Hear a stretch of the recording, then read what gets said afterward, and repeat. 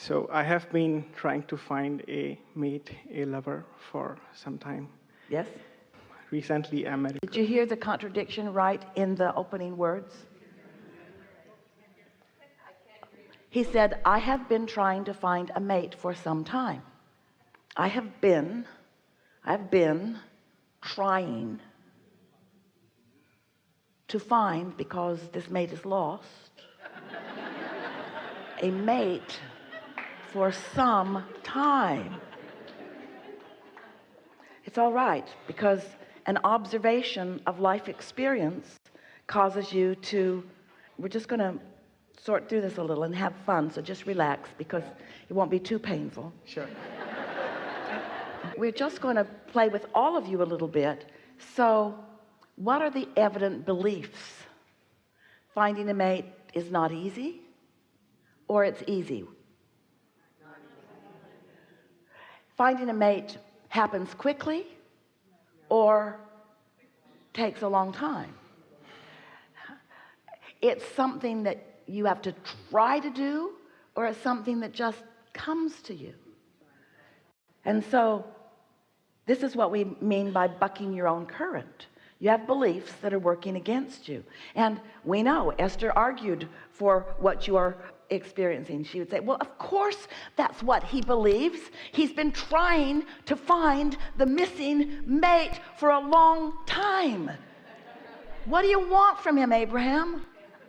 And we say, we just want you to understand, you can't get there from there, because every step forward you take, your mate just keeps moving. I'm trying to find you, I'm trying to find you, I'm trying to find you. It has been like that for some time.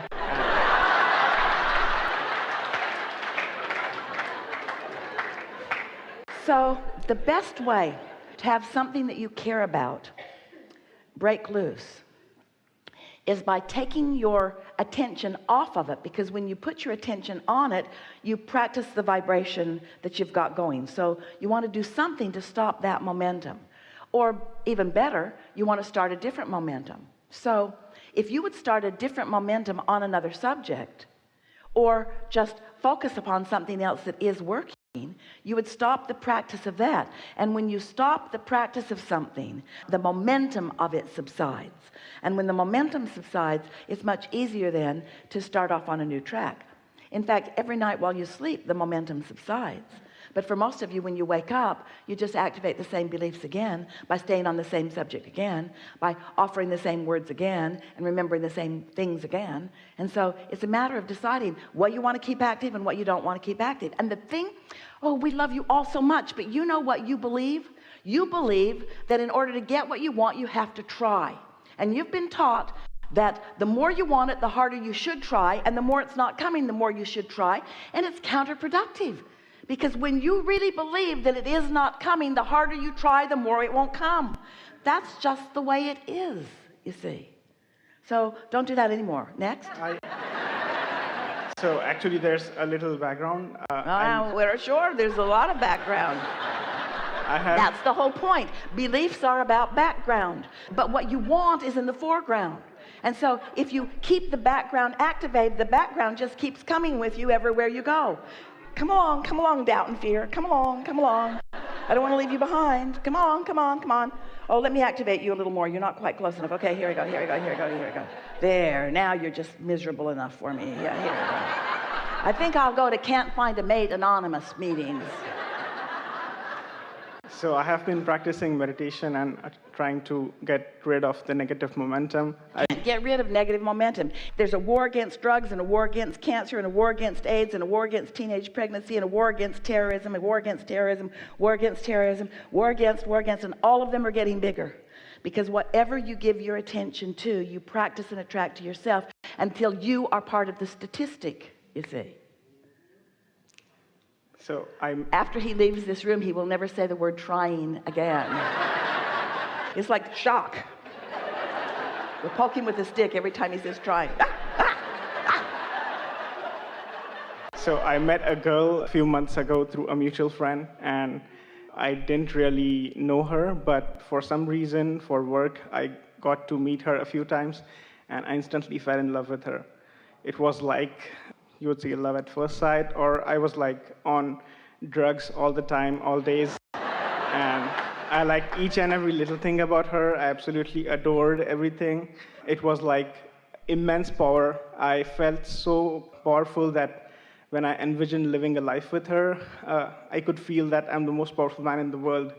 I went and saw a $9 million home. I thought of starting my own startup. It was like everything was in peace, and I spoke with her. Because you came into alignment with your own desire for a while. And then? Then I confessed my feelings to her. She said she didn't feel the same way, and I kind of fell out of that vibration. The thing that we really want to emphasize with you, with all of you, such a wonderful experience, is that feeling of connecting with your desire, when you felt that elation, you were a perfect vibrational match to the desire that you have been putting into your vortex for this relationship. And so if you can maintain that longer, what you want must come into a manifested realization. But what happens when that momentum is short-lived and the former belief is still available, maybe even readily available, and you act too soon, then the result of your action backfires. That's what we call trying too hard. Backfires, because then you began immediately to respond to her saying that she did not feel the same way. And then that wonderful bliss went away for you, because your bliss was conditional upon her response rather than conditional upon your alignment with what you really want. Now, if we could just convince you, and we can't, you have to find a way of getting it yourself, that if you could maintain that feeling of elation that you were describing, a perfect match to your perfect idea of this perfect mate must show itself to you. It has to be. But everything that you have just described here is exactly what goes with most people about most things. They want something because they don't have it, and the more they don't have it, the more they really, really want it. And then they move into action before the action is really inspired. It would be like putting the seed of corn into the ground, knowing that it's going to grow if it's nurtured, knowing that it's going to be something really good to eat in time, but instead going out there about a week later and looking for it, and then just digging it up, and then saying, oh, you're not what I expected. Because you did not allow the gestation, you did not allow the universal forces, you did not allow yourself. Because you see, it's really you that ripens. It's really you that readies yourself. Well, I can't really put back that corn seed, can I? I can't really go back to her again now. We haven't spoken more than 10 words after that. So what? So what? Out of every bit of contrast comes wonderful clarity, and comes a new bounce, and comes a new intention. And so, for one thing, the intention is, I am so delighted at the idea of someone feeling about me the way I feel about them. In fact, nothing less than that will do. Nothing less than that will do. Won't it be wonderful when someone else gets to hold me as their object of attention and feel that way about me? How good that will be for them, because, oh boy, it was so good for me. How much I appreciate this wonderful girl, that she stood as my object of attention for so many pleasurable thoughts that I offered. And just because her response is not what I wanted right now, it doesn't mean that I cannot continue to hold her or someone else as my object of attention. Clarification, clarification, clarification, clarification. Clarification not only about what you want, which may already be clarified. We're not quibbling with that at all. Clarification about my vibrational readiness for that, you see. Because most people, and we know it's true of you because you have worked hard, you're a really strong focuser, you're accustomed to things moving in response to your determination. These are all strong attributes of focus.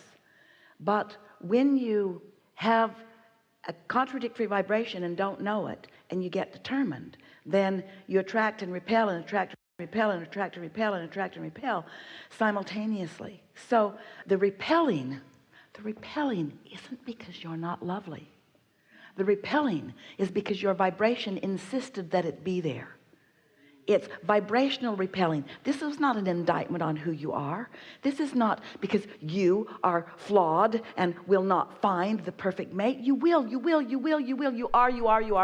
Your vortex always has, already has. The repelling is because of the vibrational tug of war that you've got going on. That's all. And when you stop that, oh, there will be no repelling. You see. But the tendency, when you don't really understand the laws of the universe, is to assume, oh, something must be wrong with me. I am being rejected because I am inappropriate in some way. That was the exact thought I had. That is not what it is at all. First of all, you weren't rejected, you repelled. Say to her in your mind, it doesn't surprise me that you could not come to me because I was pushing you away as strong as I was trying to call you to me.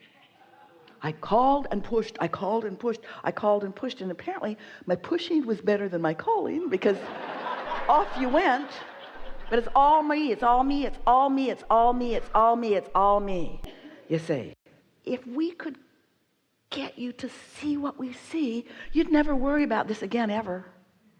If we could fast forward down the road just a little bit and you could see what comes as a result of this contrast and the clarifying thought processes that you offer, you'd be feeling pretty good right now. I say. So what do you do when you have beliefs that work against you? Esther likes that song. She only knows one line from it. I should have just gone to bed. Instead of talking all night long and running her off, I should have just stopped talking. And so that's a really good thing. Stop taking score of what is unless it feels really good. You could have 5 active subjects in your life, like finances, things that are meaningful to you that you are doing, interests, relationships, things to do with your physical body. You could have several subjects active, and 4 of the 5 could be working not the way you want right now, and 1 could be working the way you want.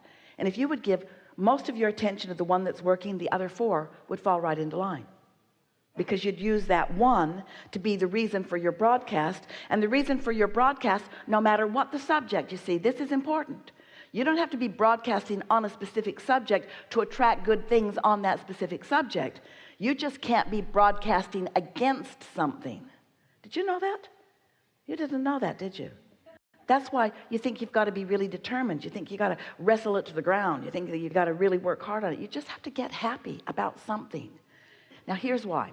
Step 1 is contrast has caused you to become decisive, vibrationally decisive. That's a good word. You have become vibrationally decisive. You don't even know all the things that you've decided, because it's been coming so incrementally, moment by moment, step by step, all through the days of this life and even before.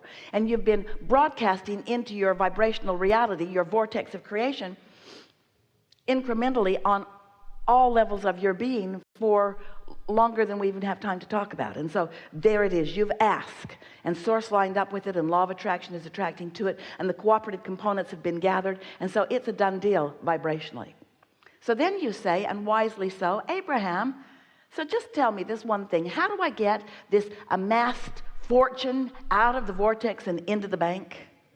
How do I make it a reality for me where I can spend it? How do I turn it into the kind of currency that other people recognize? We know you dead guys are all hot on this vibrational currency, but I'd like some cash. How do I turn it into something that I can spend? Well, you do that by not contradicting it, by focusing upon the fact that you can't see it yet and you can't spend it yet. That's what faith is. It's a feeling about something even though you can't see it yet.